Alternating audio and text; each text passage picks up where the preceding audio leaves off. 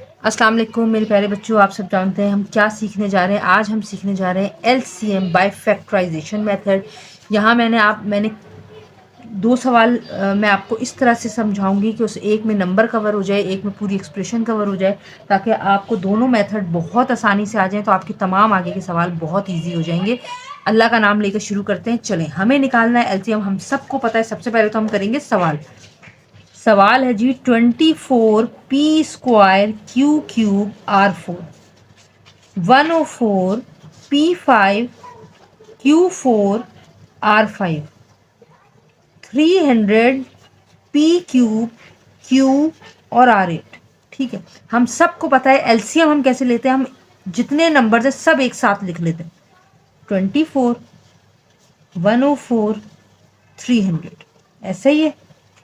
अब लूंगी जी मैं इसका एलसीएम।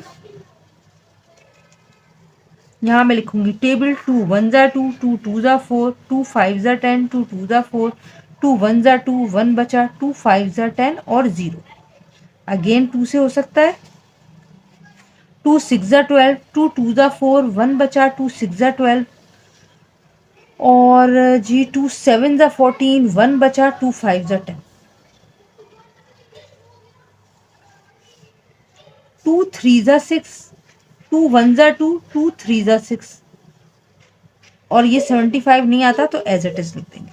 नाउ 3 का टेबल है तो अभी कर लेते हैं। 3 1 ज़ा 3 13 नहीं आता, एज इट इज लिख लें। जो नहीं आता वो वैसे ही उतार लें। अब 3 1 ज़ा 3 सॉरी 3 2 ज़ा 6 1 बचा 3 5 ज़ा 15 ऐसा ही है। फिर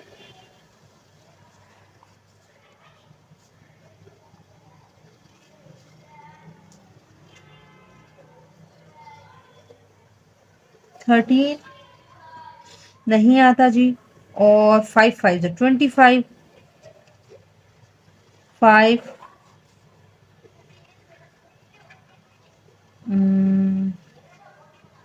13 नहीं आता। 5 1 ज़ा 5 और अगेन 13 1 ज़ा 13 सही है। अब हमें क्या करना है, हमें कुछ भी नहीं करना है, हमने यहाँ लिखना है एलसीएम। सही है, एलसीएम लिखेंगे। जितने फैक्टर हैं हम वो लिखेंगे।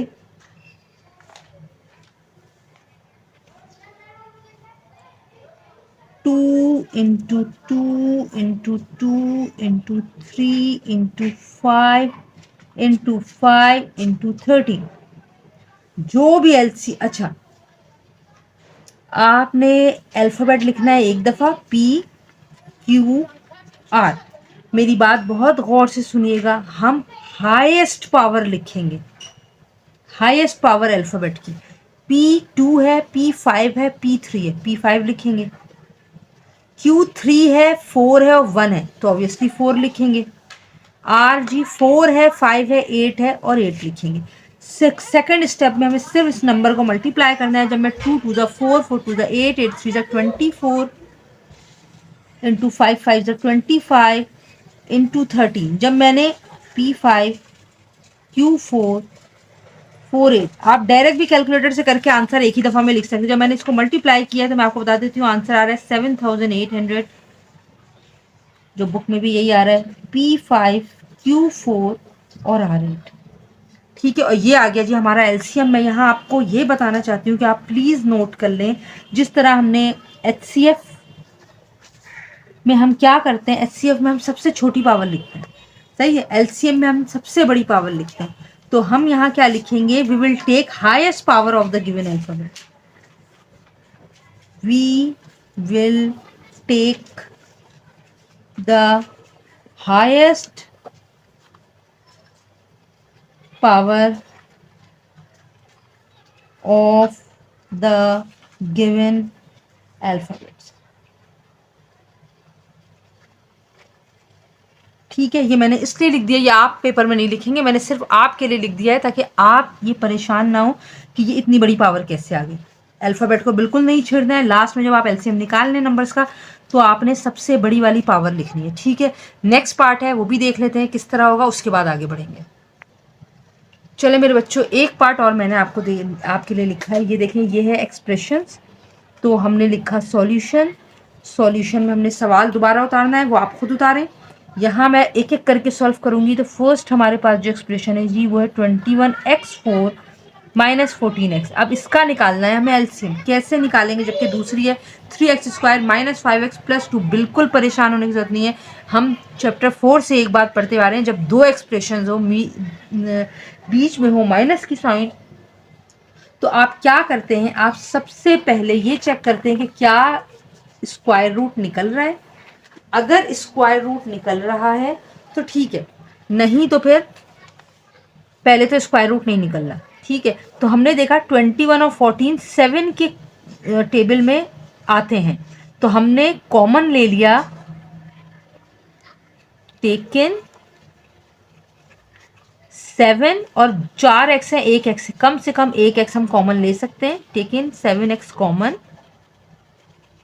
तो हमारे पास क्या बचा जी, 7 के टेबल में 21 आता है, 3 जा x बच गए 3। ऐसा ही है।